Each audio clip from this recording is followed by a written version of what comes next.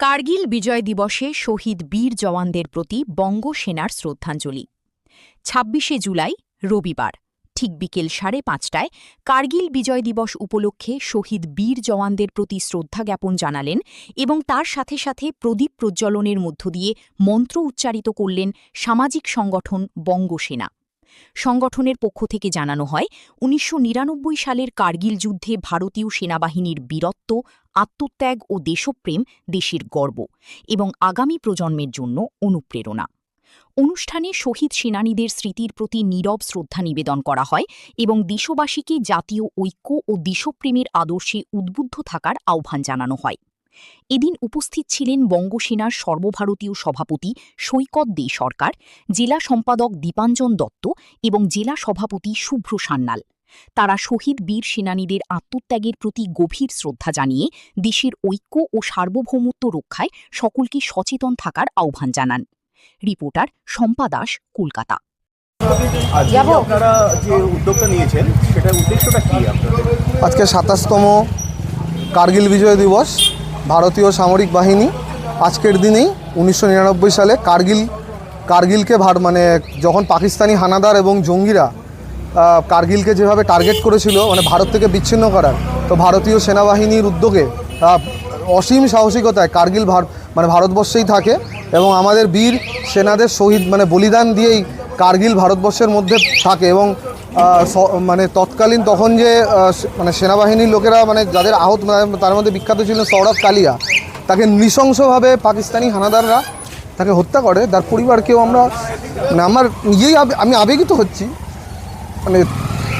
টুকরো টুকরো করা হয় তার পরিবারকে, তাকে কীভাবে টুকরো টুকরো করে হত্যা করা হয় এবং প্রচুর যেভাবে পাকিস্তানি হানাদাররা যেভাবে হাত পা কেটে বর্বরচিত কাজকর্ম করেছিল ভারতীয় বাহিনীর সাথে, যেটা জেনেভা কনভেনশনের রুলও ভাঙে, যেটা আমাদের একটা দেশের সাথে একটা দেশের যদি যুদ্ধ হয় কোনোদিনও জেনেভা কনভেনশনের রুল ভাঙা যায় না, নৃশংসতা দেখানো হয়।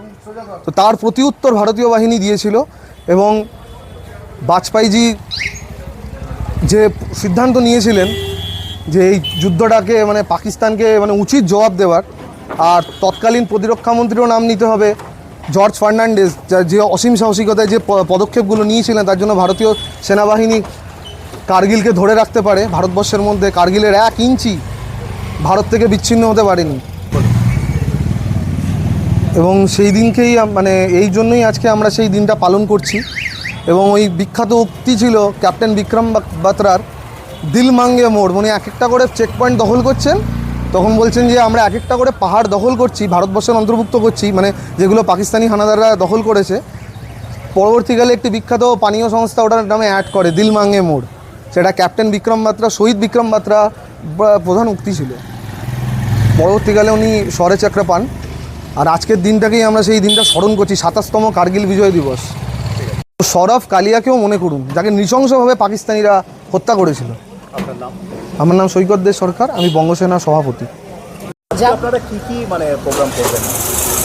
আজ ২৬শে জুলাই, আজ কার্গিল বিজয় দিবস। তো সেই উদ্দেশ্যেই ১৯৯৯ সালে যে কার্গিলে অসম্ভব সাহসিকতার বীরত্বের পরিচয় দিয়ে ভারতীয় সেনাবাহিনী পাকিস্তান অকুপাইড যে জায়গাগুলো হানাদারিরা দখল করে নিয়েছিল, সেই দখল থেকে মুক্ত করে এবং ভারতে অন্তর্ভুক্ত করে, সেই দিবসকে সম্মান জানানো, সাথে সাথে আমাদের যে বীর শহীদ যারা আত্মবলিদান দেন সেখানে তাদের স্মরণ করা, এবং আমাদের এই অনুষ্ঠানে সৈনিকরাও কয়েকজন উপস্থিত থাকবেন, তো যারা এই লড়াইতে সামিল হয়েছেন। তো এরকম সৈনিকদের জন্যই আমরা দেশে বাস করি। আমরা খুব সংক্ষিপ্তভাবেই এই অনুষ্ঠানটা অনুষ্ঠিত করছি ২৬ তারিখ বঙ্গসেনার পক্ষ থেকে। এই অনুষ্ঠানটাতে আমরা তাদের সম্মান জানাবো, শ্রদ্ধা জানাবো এবং তাদের জন্য আমরা দেশে বাস করি, শান্তিতে থাকতে পারি, বাড়িতে থাকতে পারি। এই শ্রদ্ধাটুকু আমাদের প্রত্যেকটা অঞ্চলের প্রত্যেকটা বিধানসভার মানুষদের কাছেই আবেদন যে আপনারা যে যেখানে থাকবেন, যে যেখানে পারবেন, এই একটু সম্মান তাদের জানাবেন, এটুকু তারা ডিজার্ভ করে। তো এই উদ্দেশ্য রেখেই আমাদের এই অনুষ্ঠানটা আজকে অনুষ্ঠিত হচ্ছে। আপনার নাম এবং পরিচয়? আমি শঙ্খ শুভ্র সান্যাল, বঙ্গসেনার উত্তর 24 পরগনা জেলা সভাপতি এবং নদিয়া জেলার সেক্রেটারি, এই মানে ইনচার্জ।